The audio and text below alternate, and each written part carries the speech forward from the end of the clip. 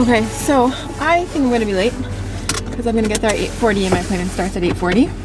But Quebec Health System, there's no way I'm actually going in at 8:40. This is the first time that I ever leave Rosie alone for like hours at a time. So I had to like make her bottles and everything. We've only tested bottles twice. You can barely see me, but only tested bottles twice. So I don't know how that's gonna go. And I have really bad maternal separation anxiety from her. So I'm very nervous. I just finished up my appointment and I don't think I mentioned what it was for, but I'm BRCA2 positive, which means I have an increased risk of developing breast cancer in my life to like up to like 80% chance, and also of ovarian cancer.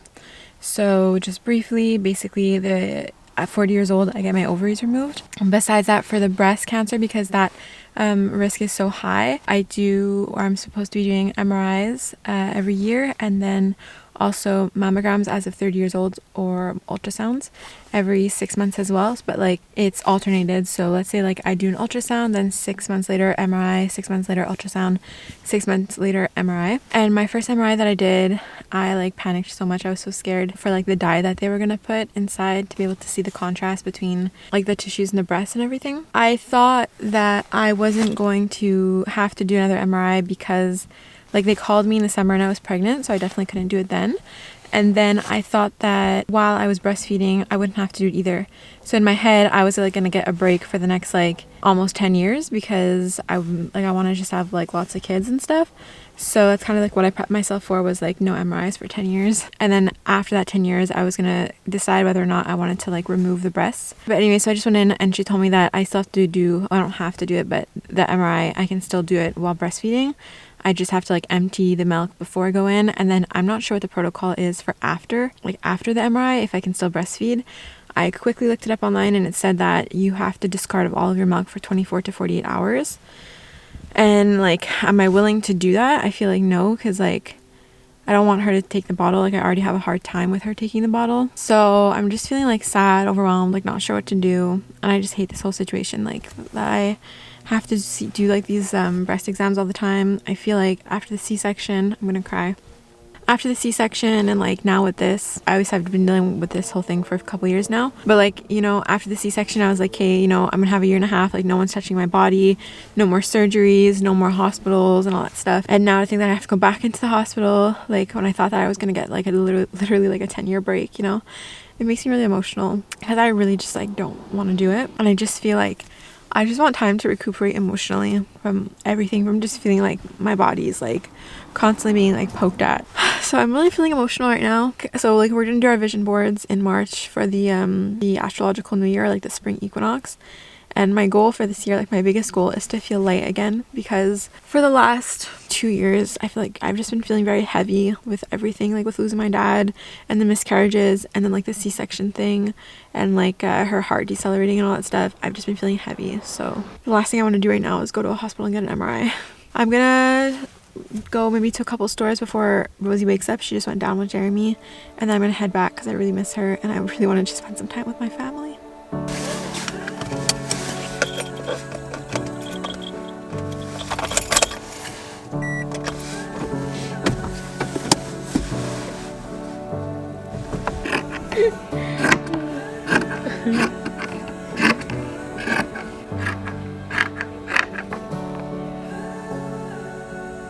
This whole video is going to be about how stressed I am because she woke up, he gave her a second bottle, and apparently she cried for the first bottle, and she woke up before the 2-hour mark, and I wanted to make it home before the 2-hour mark because like her nap is 2 hours. I don't even know if I'm making sense because I'm so stressed right now. But she woke up before the 2 hours. The bottle before that she cried for, like she cried because she's not used to taking bottles, and then she woke up before a 2-hour nap was done, and so he had to give her a second bottle, and she cried for that one too. And now I'm super freaking stressed, and I just want to get home to be with my baby, and I feel like I am just going to puke. I don't know why I even went to the store. I don't feel well. I'm gonna like put like my text to show you what I'm texting Jeremy, just because I'm so stressed. That basically this whole video is just gonna be me saying like I'm gonna be sick, I don't want to be without them. And what a fail of a day for for myself because I just can't do it.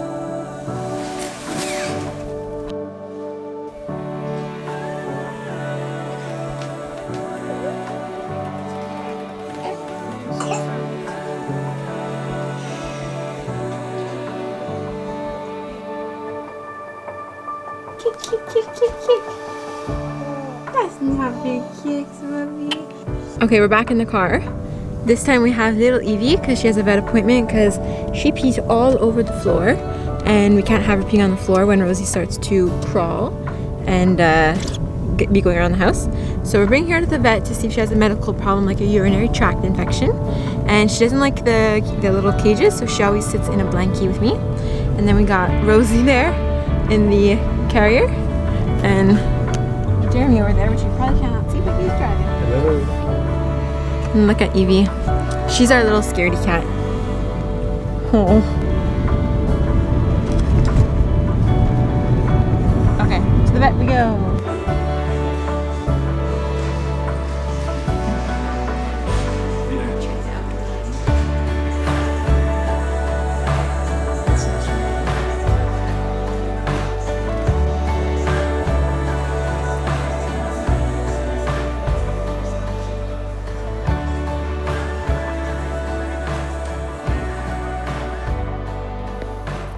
Nothing like a little breakfast with my little daughter. Good morning. Good morning. It's weird without the boobs around. Cheers.